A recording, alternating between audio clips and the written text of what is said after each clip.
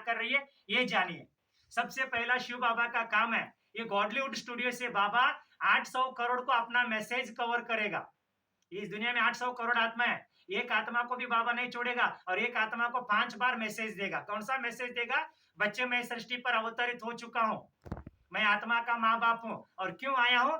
फिर से सृष्टि को स्वर्ग बनाने के लिए आया हूँ, पर तो मनुष्य को देवता बनाने के लिए आया हूँ। अगर आप मनुष्य आत्मा से देव आत्मा बनना चाहते हैं तो बाबा के बच्चे बनेंगे, देव आत्मा की दुनिया में जाएंगे। और बाबा के बच्चा नहीं बना, परम धाम जाएंगे, द्वापर कलयुग में मनुष्य की दुनिया में आएगी।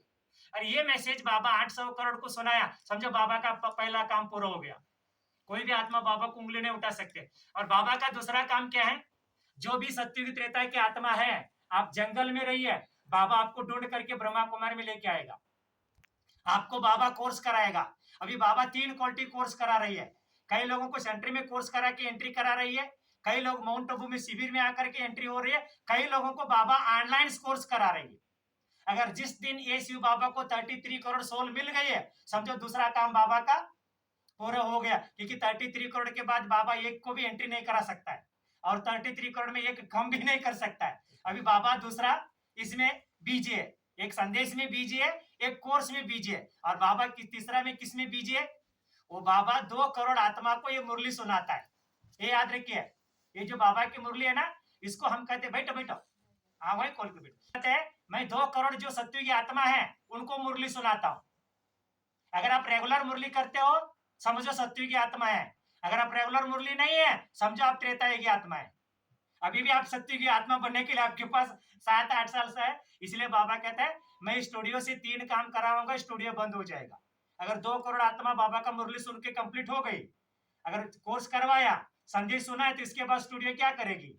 ये 3 काम के लिए तो बाबा ने स्टूडियो खड़ा किया हुआ है। इसको, इसका नाम इंटरनेशनल गॉडलीवुड स्टूडियो।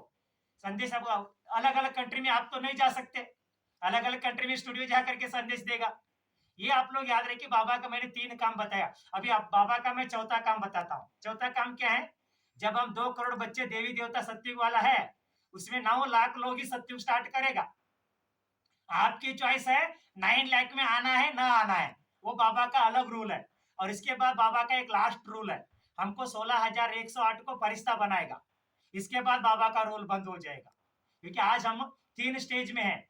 एक स्नेही स्टेज में है, एक सहयोगी स्टेज में है, एक योगी स्टेज में है। आज तक हम लोग कर्म योगी एंजल नहीं बनाया, हम खुद बाबा आकर के बनाएगा। अभी आपको शॉर्ट में एक डीप में लेके जाता हूँ। आज शिव बाबा का 5 बुकिंग चल रही है और ब्रह्मा कुमारी में 5 एग्जाम है। आप कोई भी एग्जाम को क्रॉस करें, उसी लेवल से आपको पोस्ट मिलेगा। तो सबसे पहला बाबा का पार्ट है, जब भी आप लोग बाबा का बच्चा बन करके ब्रह्मा कुमार में माउंट आबू आया, ज्ञान सुना, अच्छा लगा, रिटर्न ब्रह्मा कुमार के साथ नहीं जुड़ेगा, फिर भी ये लोग स्वर्ग में आएगा, क्योंकि बाबा की तरफ से बुकिंग है। ऐसी आत्मा 20 करोड़ है। 20 करोड़ को बाबा ने क्या किया? भक्ति का फल दे दिया। ये लोग कभी भी ब्रह्मा कुमार मिलेगा ना, बैड्स देख करके एंड की बुकिंग है, सबसे लास्ट बुकिंग बाबा का।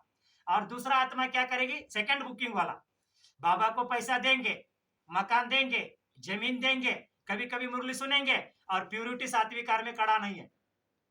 सहयोगी सोल है, योगी सोल नहीं है। ये बाबा के बच्चे 11 करोड़ है, सहयोगी सोल है। अगर आप लोग 11 करोड़ को 20 करोड़ को मिला दीजिए, कितना हो गई? 11 और 20, ये है त्रेतायुगी बुकिंग है। इस दोनों को सत्युग में एंट्री नहीं मिलेगी। अगर आप लोग सत्युग में एंट्री करना चाहते हो तो ब्रह्मा कुमारी की 4 कंडीशन है, कम से कम 1-2 साल तक बाबा आपको देखेगा। सबसे पहला कंडीशन पवित्रता है, सेकंड 7वीं का हार है, इसके बाद बाबा का मुरली है, इसके बाद बाबा का मेडिटेशन है। अगर ये 4 कंडीशन के बाद आप बाबा के साथ जुड़े हैं, तब बाबा आपको 1-2 साल के बाद सत्युग में एक जन्म देगा। ये है योगी बुकिंग है।